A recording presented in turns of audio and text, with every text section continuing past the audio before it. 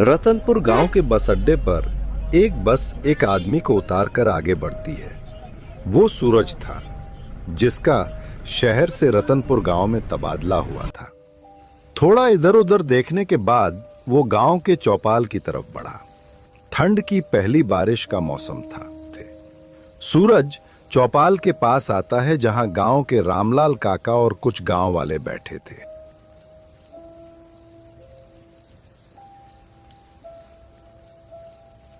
काका, मैं सूरज मेहरा, नया डाक कर्मचारी। शहर से तबादला हुआ है। ठंड की बारिशों के मौसम में सरकार ने यहाँ भेज दिया। यहाँ के डाक खाने का कर्मचारी दफ्तर में ही है या घर चला गया? अच्छा, तो तुम हो न्याय कर्मचारी। बाबू, यहाँ दफ्तर में इतनी रात तक कोई नहीं रुकता। वो भी ठंड के बारिश के मौसम में तो दफ्तर शाम 4 बजे ही बंद कर दिया जाता है। क्यों भला? ऐसा क्यों सरकार हमें 4 बजे दफ्तर बंद करने की तनख्वाह नहीं देती? इसीलिए शायद मेरा तबादला यहाँ किया गया है। वो यहाँ ठीक से काम नहीं कर रहा होगा। बाबू, मैं तो यही कहता हूँ कि आप भी इतनी देर रात तक काम मत करना। और हाँ, इस मौसम में सारी चिट्ठियाँ मत देखना, खासकर वो चिट्ठियाँ जिन पर पता न लिखा गया हो। अरे, चिट्ठी तो चिट्ठी है काका। डाक बांटना मेरा काम है। कोई भूत प्रेत थोड़े ही मिलेंगे। ठंड तो शहर में भी होती है, तो यहाँ की ठंड से या बारिश से क्या डरना? आपका तो ऐसे चेहरा उतरा है जैसे कोई भूत देख लिया हो। हंसी मजाक छोड़ सूरज। महीने की आखिरी रात को जो चिट्ठी आए उसे मत खोलना। वो डाकिया वो ठंडी बारिश में आता है और ले जाता है। पिछले साल मोहन चाचा को ले गया था। डाकिया? रामलाल जी, मुझे तो कहा गया था कि यहाँ अभी तक कोई डाकिया नियुक्त नहीं किया गया। आपको कोई वहम हो गया होगा। ठीक है, मैं सावधान रहूंगा, लेकिन पहले मुझे डाक खाने की तरफ ले चलिए। ये बारिश और ज्यादा बढ़ रही है और ठंड भी लग रही है। रामलाल काका सूरज को डाक खाने की तरफ ले चलते हैं। एकदम से बारिश भी शुरू हो जाती है। थोड़ा दूर चलने के बाद वो डाक खाने के पास पहुंच जाते हैं। रामलाल काका सूरज को डाक खाने तक पहुंचाकर वापस चले जाते हैं। हेलो, कौन है? मुझे आने में रात हो गई। सारे कर्मचारी चले गए होंगे, पर तुम कौन हो? साहब, मैं कमलू हूँ, यहाँ का सफाई कर्मचारी। मेरा घर यहाँ से बहुत दूर है, इसीलिए बारिश के दिनों में मैं यहीं रात रुक जाता हूँ। अच्छा कमलू, मैं सूरज। यहाँ आज ही तबादला हुआ है मेरा। चलो मुझे दफ्तर का चिट्ठियों वाला कमरा दिखाओ। दफ्तर की हालत देखकर लगता है सारे के सारे यहाँ आलसी हैं। कमलू सूरज को चिट्ठियों वाले कमरे में ले आता है, जहाँ पर बहुत धूल होती है। हे भगवान, कितनी धूल पड़ी है यहाँ पर।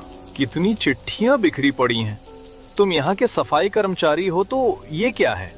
आखिर इतनी चिट्ठियां यहाँ पर क्या कर रही हैं? इनको इनके पते तक पहुँचाया क्यों नहीं गया? साहब, ये सारी चिट्ठियाँ बिना पते की हैं। हम कोई भी इन चिट्ठियों को नहीं खोलता। बड़े साहब ने ये कमरा बंद ही रखने को कहा है। वो अपने दिखाने को बोला, इसलिए मैं आपको यहाँ ले आया। तुम्हारा ये क्या मतलब हुआ भला? सब काम न करने के बहाने हैं। इतनी चिट्ठियां बिखरी पड़ी हैं, कल इन सबको पते तक पहुंचाने का काम करना है। साहब, आप नई चिट्ठियों को मत छूना, खासकर वो जो बिना पते की होती हैं। ये ठंडी बारिश में वो चिट्ठियां आती हैं और जो इन्हें खोलता है वो। कमलू, ये सब गांव की कहानियां हैं। चिट्ठी बिना पते की हो तो क्या, कोई ना कोई तो भेजता होगा। मेरे सामने काम न करने के बहाने नहीं देने। हम काम करने की तनख्वाह लेते हैं, बहाने मारने की नहीं। नहीं साहब, वो डाकिया बेचता है। पिछले साल मोहन चाचा ने ऐसी चिट्ठी खोली थी। ठंडी बारिश की रात थी। अगली सुबह वो चौपाल पर पड़ा था। चेहरे पर ऐसी मुस्कान थी जैसे कोई भयानक सपना देख लिया हो। उसके बाद से वो कभी भी उठा। क्या हुआ मोहन चाचा को? बोलना कमलू। और ये डाकिया कौन है? कोई गांव का आदमी तो नहीं जो मजाक करता हो? कोई आदमी नहीं साहब, छलावा है।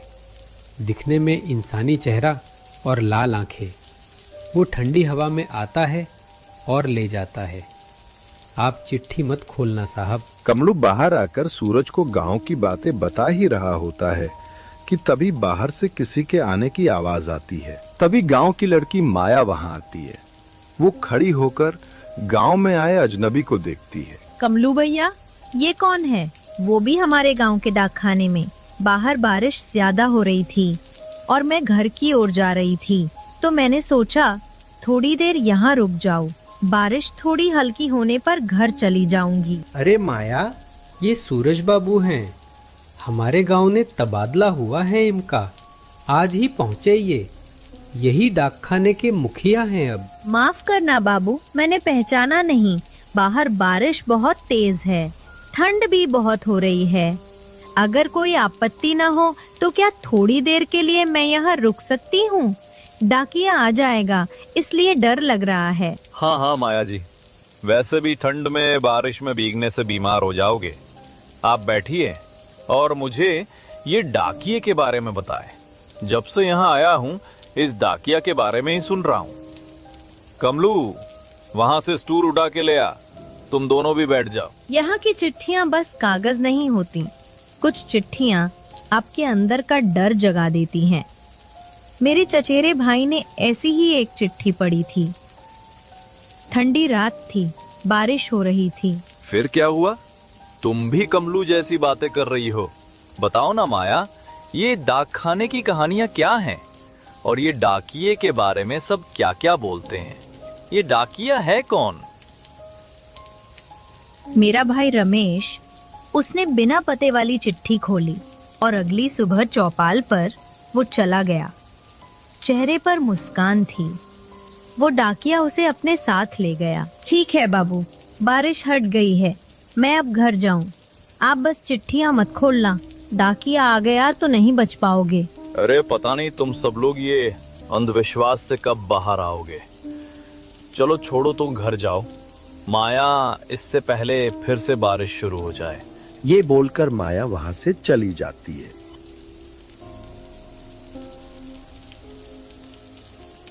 सूरज कुछ देर आराम करने के लिए चिट्ठियों वाले कमरे में आता है, पर हर तरफ चिट्ठियां बिखरी पड़ी थी। उसको बैठने या लेटने के लिए कोई जगह ही नहीं दिख रही थी। तभी उसका ध्यान एक चिट्ठी पर जाता है जो अलग से पड़ी हुई थी। सूरज उसे खोल कर पढ़ता है तो उस पर लिखा होता है, तुम्हारी माँ तुमको छोड़कर नहीं गई, उसके साथ हादसा हुआ। जानना चाहते हो तो मेरे पास आओ। वो चिट्ठी पढ़ने के बाद सूरज का मुंह घबराहट से खुले का खुला ही रह जाता है।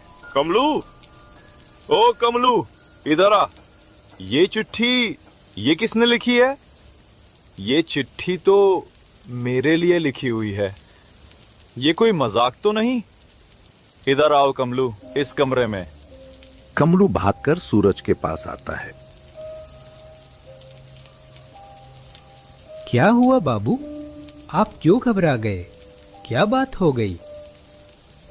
कमलू, यहाँ ये चिट्ठी जैसे ये मेरे लिए लिखी गई हो। इसमें मेरे बचपन की बात कैसे लिखी गई? मेरे बचपन के बारे में तो यहाँ पर किसी को नहीं पता। कहीं ये मेरा वहम तो नहीं है? साहब, आपने चिट्ठी पढ़ ली। मैंने आपको मन किया था कि ये चिट्ठियों को मत पढ़ना। अब हो गया। डाकिया आएगा, वो आपके डर को जानता है। ठंडी हवा में उसकी मुस्कान दिखेगी। मेरा डर ये उसको कैसे पता चला? मैं तो इस गांव में पहली बार आया हूँ। मेरे बारे में उसको कैसे पता? अब मैं क्या करूं? इसका कोई समाधान है? बताओ कमलू, मुझे अब क्या करना चाहिए? साहब, इसका समाधान तो रामलाल काका ही बता सकते हैं। हमें उनके घर जाना होगा। वो ही है जो इसका रहस्य जानते हैं। हमें ज्यादा देर नहीं करनी चाहिए, वहां उनके पास जाकर करनी चाहिए। वो दोनों वहां से निकलकर रामलाल काका के पास जाते हैं। रामलाल काका, काका दरवाज़ा खोलो, मैं कमलू। काका जल्दी आइए, दरवाज़ा खोलिए, मुसीबत आन पड़ी है। अरे हाँ कमलू, बोलो भाई, क्या बात हुई? कौन सी मुसीबत आ पड़ी जो इतनी रात को, वो भी इस मूसलाधार बरसात में यहाँ चले आए? सब ठीक ठाक तो है ना? चेहरा तो बड़ा घबराया सा लग रहा है तुम्हारा। काका वो बात ये है कि सूरज बाबू ने चिट्ठी पढ़ ली और उस चिट्ठी में उनके बारे में लिखा है।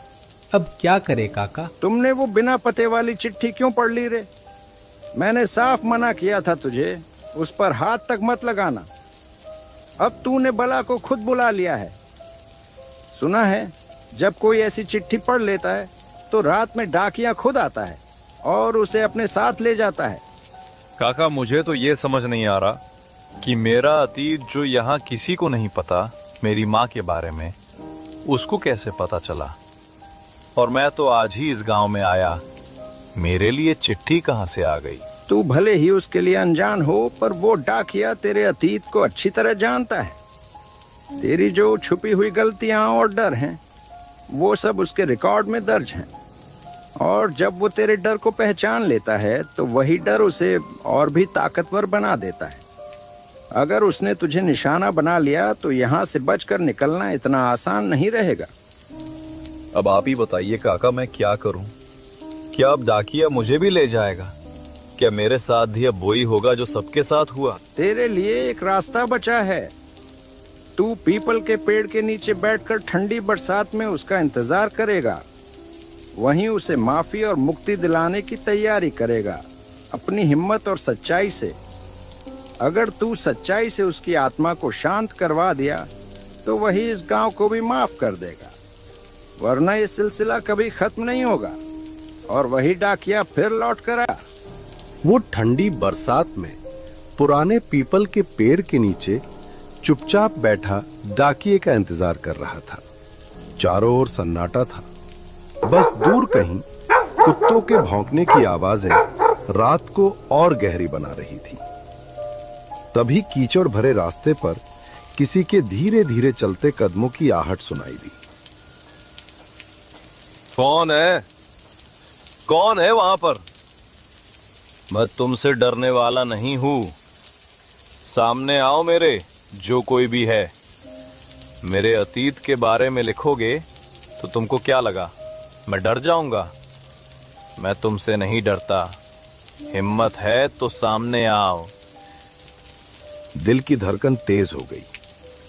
उसने मुड़कर देखा, वही डाकिया अपनी साइकिल के साथ बिल्कुल उसके पीछे खड़ा था। उसे सामने खड़ा देखकर वो एकदम सहम गया। दिल जोर जोर से धड़कने लगा। बारिश और ठंडी हवा में डर और गहरा हो गया, मगर उसने गहरी सांस ली। मन ही मन बोला, अब डर से नहीं, हिम्मत से काम लेना होगा। कौन हो तुम? मेरे बारे में कैसे जानते हो? ये गांव वालों को तुमने क्यों डरा कर रखा है? आखिरकार तुम्हारा मकसद क्या है? मैं हरिया हूं, यहाँ का डाकिया। मैं किसी को नहीं छोड़ूंगा। जो जो मेरे साथ हुआ उसका बदला तो मैं लेके रहूंगा। तुम में से कोई नहीं बचेगा अब। क्या हुआ था तुम्हारे साथ? मुझे शुरू से बताओ। तुम्हारी मुझसे क्या दुश्मनी है? गांव वालों को तुम क्यों सजा दे रहे हो? बहुत साल पहले इस गांव में एक औरत ने मुझ पर झूठा इल्जाम लगा दिया था। इन सब गांव वालों ने बिना सच जाने मुझे दोषी बना दिया और मुझे कुएं से बांध दिया। मैं वहां भूखा प्यासा तड़पता रहा। देखो, वो सब गलती से हुआ, और वो औरत, उस औरत से तो तुमने बदला ले लिया हो। इतने साल पहले इनके पूर्वजों की गलती की साथ तुम अब लोगों को क्यों दे रहे हो? जो तुम्हारे साथ गलत हुआ उसका मुझे भी दुख है, पर तुम उन लोगों की तरह न्याय मत करो। मैं ऐसे क्यों जाने दूं सबको? मेरा सच आज तक इस गांव को पता ही नहीं चला। सभी गांव वालों को मेरी सच्चाई बताओ, मेरे साथ क्या हुआ, फिर इस गांव को मैं माफ करूंगा। ठीक है, मैं तुम्हारा सच पूरे गांव को बताऊंगा और तुमको इंसाफ दिलवाऊंगा। तुम कृपया सबको माफ कर दो। ठीक है, मैं इस गांव को अब एक मौका देता हूँ, माफ कर रहा हूँ, पर समझ लो अगर फिर किसी ने वैसी हरकत की तो मैं लौट आऊँगा और फिर किसी को माफ़ी नहीं मिलेगी। ये गांव को पश्चाताप का आखिरी मौका है, अपनी करनी सुधार लो। इतना कहते ही वो गायब हो जाता है। अगले दिन से सभी गांव वाले डाक खाने के डर से मुक्त हो जाते हैं, पर अभी भी ये सिलसिला खत्म नहीं हुआ था।